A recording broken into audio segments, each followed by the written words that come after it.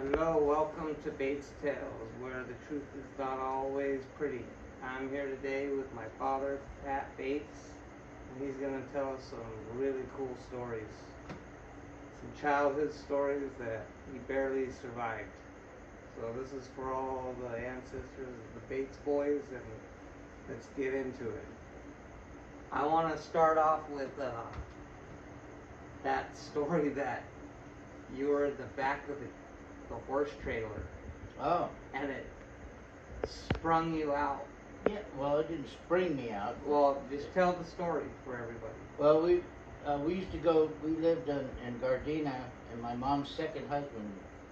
They got married when I was like 4, and he was a truck driver, cowboy, big guy, and he loved to fight. And we used to go to these rodeos. They had one in Rolling Hills, that's south of Torrance. It's right on the Rolling Hills of Palos Verdes. But anyway, they actually named the town as Rolling Hills. Well, we were up there for a rodeo, and Curly, my stepfather, and his friend Vic, they had their horses up there.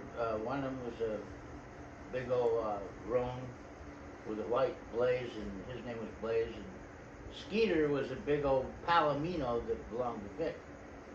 Anyway, we had the horse trailer up there, and I'm running around having fun, and I hear all this commotion. How old are you? I was 7, 7. and There was a fight. it was a fight, and it's Curly and Vic, and they're fighting like 6 cowboys, 6 dudes, man. And Curly was huge; he was like 6'4", and It was like out of the movies, huh? yeah, and they're kicking ass, and the guys are. I mean, this fight was. I mean, I watched it for at least a minute, and a minute's a long time to fight. Totally. And I didn't know what to do, and somebody yelled, "The cops coming! The cops coming!" And Curly and my uncles were there. My Uncle Sonny and my Uncle Donnie. They were 8 and 9 years older than me.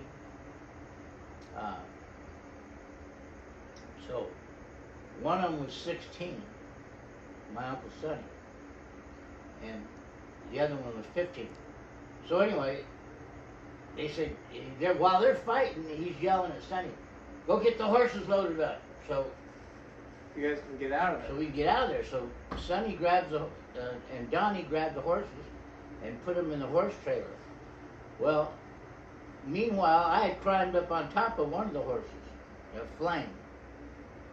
And I'm sitting on Flame as we go into the horse trailer, and my Uncle Donnie's between the horses, and then Curly and Vic come running up.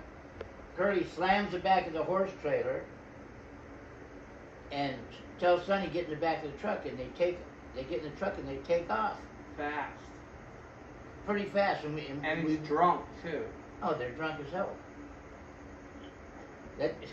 They're drunk as hell 15 minutes after they get to a rodeo. So we almost tip over going out of the parking lot, and then we go about 2 blocks and we have to turn left, and the cops had just passed us with their sirens on going towards the rodeo. Towards the fight. Yeah, towards where the fight was. Nobody had telephones. The only telephones you had were on the wall where you had to dial them, Anyway, so the cops passed us, and as the cops passed us, we had to turn left.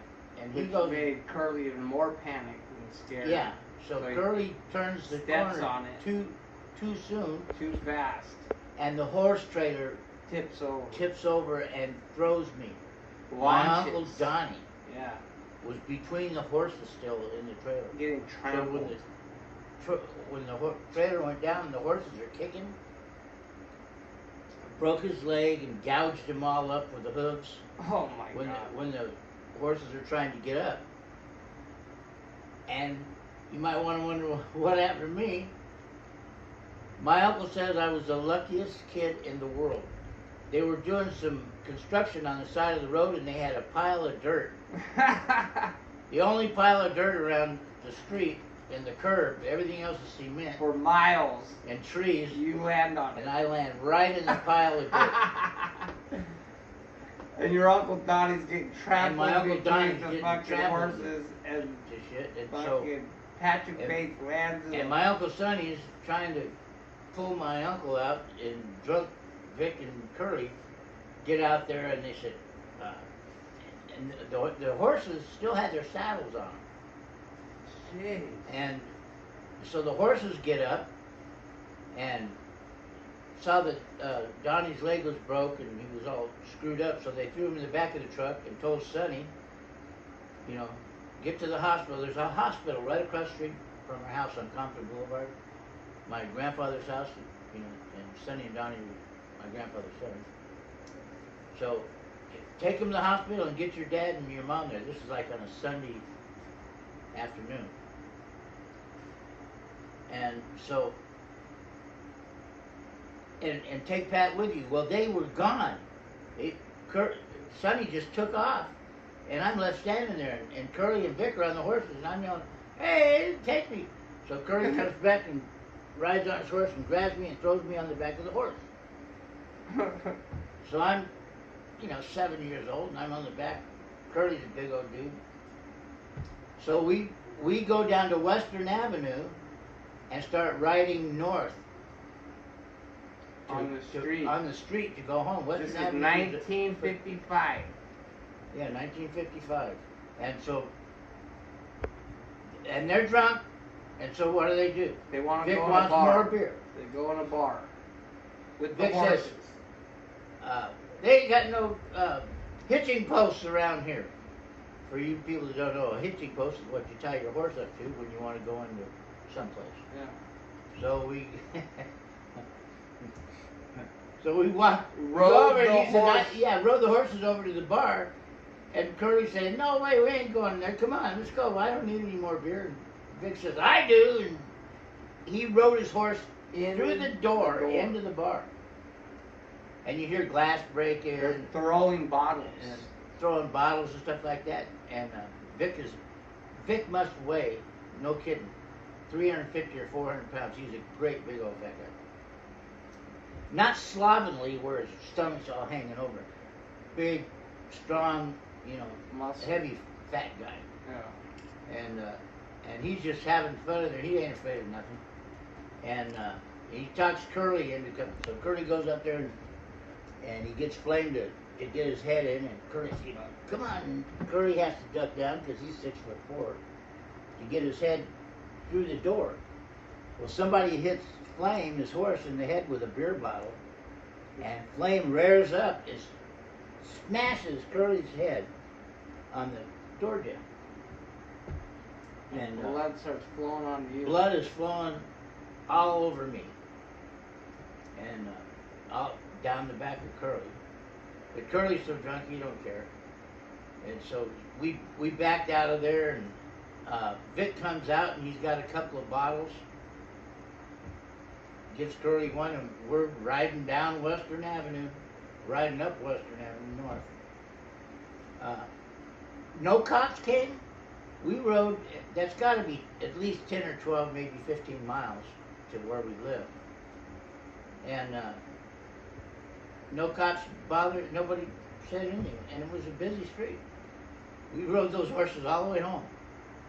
So when we get home, this is the kicker. This is what a coincidence this day was.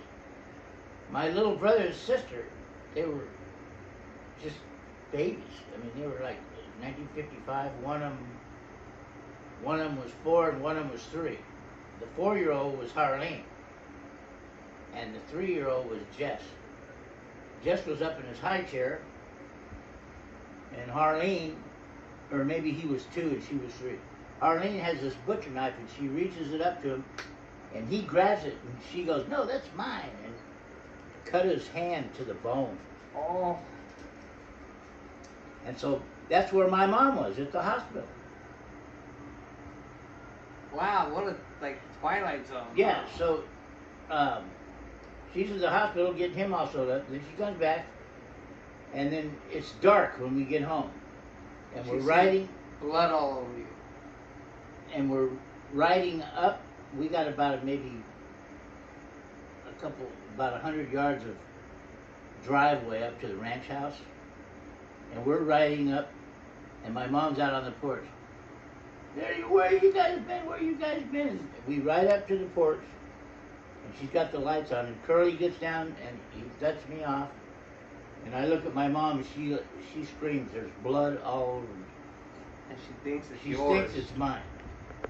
So Curly gets off of his horse, and there's a shovel laying up against the porch. She grabs that shovel and she hits him in the back while he's getting off his horse. What are you doing? That's bleeding everywhere. What'd you do to my son? Because I'm not his son. He's my Stepson. stepson. You know, Jess got his head sliced all the way to the bone. Blah, blah, blah, and then he grabbed her. And he says, and he didn't get mad, even though she screwed up his back when she hit him with the edge of the shovel. But he's a big, strong guy. Anyway, he got a hold of it. He said, you know, it's my head that's cut. You know, That's my blood. it's my blood. Not. And what happened to Jess? And she told him. She started crying. Then they both jumped at me. Get in there and wash all the blood off your face. And I'm there, and Jess is in there with his hand all bandaged up. Anyway, that was a typical day in the life of Pat Bates. Yeah. No, that was very. Every Bates ancestor is lucky to ever be alive, considering this man's life. No. The fact that he is Wasn't that even bad. sitting here is a I miracle. love it. I love it. Now, we have time for one more story. I want you to tell them the story of the haymaker, the rock. Oh, the rock. The one you told us last night. Okay. Did you That run rock? home? Did you run home crying? And then Curly says, either you're gonna fight me or you're gonna go fight those guys. Yeah. So there's 3 of them, right? 3 what? 3 kids that were Yeah, there was bullying 3 and kids. throwing rocks at you. Yeah, but they were reaching under this girl's dress. Yeah. And you gotta protect your honor. And yeah, well, I just didn't like bullies. You know, I didn't like Yeah. what they were doing to her. She was crying. Anyway, we got in a rock fight, and they chased me, and I ran like hell, and I run in the house, and Curly said, what's the matter with you? And I said, there's 3 guys chasing me. He says, well, get out there and Get an equalizer. and chase them. Yeah. And get an equalizer. And I go, there's 3 of them. Yeah. And he started taking off his belt, and he grabbed me by the arm, and he says, you want to fight me, or you want to fight them? I said, well, I think I'll go fight them. So I go out there, and I'm grabbing rocks, and I'm just running at them like a kamikaze, throwing them as hard as I can. And, You have a different outlook now, huh? yeah. And I actually chased him down about a block or 2, and to the right. And to the right It's a field. is a big field, but it's because it's where the railroad tracks were. Yeah. And there's these big weeds. It was the springtime, and we used to get really tall weeds that somebody could hide at. Well, when I turned the corner, I just saw one dude over there. And the other guys were hiding in the weeds. So. And the other 2, Glenn Tannehill, I ended up being a roommate of his after we graduated from high school. But he's hiding in the bushes. And I knew there was something up, but I didn't know what. Yeah. So I grabbed this big rock, and I just Through a haymaker. went and did Yeah. a shot put. No one ain't gonna reach her. Yeah, no, I couldn't reach him in a million years. All of a sudden, right where the rock is going to land, this kid pops up like, gotcha! You know, like he was going to kick my ass or something. And that rock just hit him right in the back of the head. Oh. And I just ran home as fast as I could. And I told my dad, I got him back. I hit one of them with a rock accidentally. I hope I didn't hit him. I could have killed him. And he said, don't worry about it. So, but I didn't worry about it. I didn't have to fight Curly. Yeah. So So the next day when the Next cops day- were there, what I did you go tell to the school cops? and the Yeah. cop car's there. What did you tell the cops? I told them They were just bullying what you. happened. Yeah. that they, you know, tried to stop him from molesting that little girl. Did you get out of it? Well, yeah, because I had the girl come in, Ooh. and she Verified your verified story. and told the cops and his parents Ooh. Got them in what trouble. happened, and The and truth they, will set you free. yeah, well, yeah, I went home. Curly was, that's the way to take care of business. But you said The Rock. The best rock story I have. Is for another episode. Oh, okay, it's for another. Alright. I hope you guys enjoyed the first episode of Bates Tales. See you next time.